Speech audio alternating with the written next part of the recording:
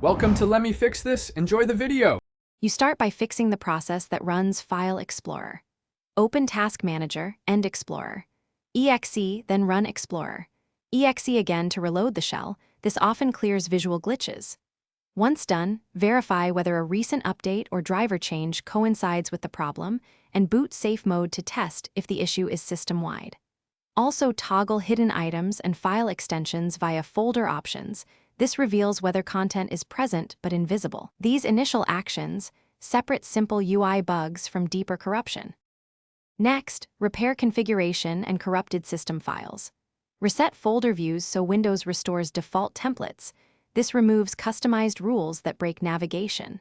Then run sfc/scano to repair protected files, and follow with dism/online/cleanupimage/restore health to restore the component store.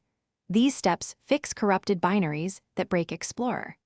Clear the thumbnail and icon caches by deleting icon cache, DB and thumbnail cache files, then restart Explorer. This resolves wrong icon. Finally, remove external extensions and verify profile-level settings. Use a utility like Shell Xview or Autoruns to disable non-Microsoft Shell extensions. These plugins commonly hang Explorer. If problems persist, export and carefully reset problematic Explorer registry keys or run system restore to return to a known good point. Create a new user account to determine whether the issue is profile-specific. If Explorer works there, migrate your data.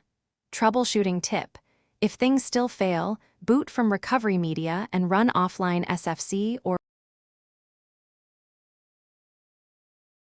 Thanks for watching. If you found this helpful, don't forget to like and subscribe.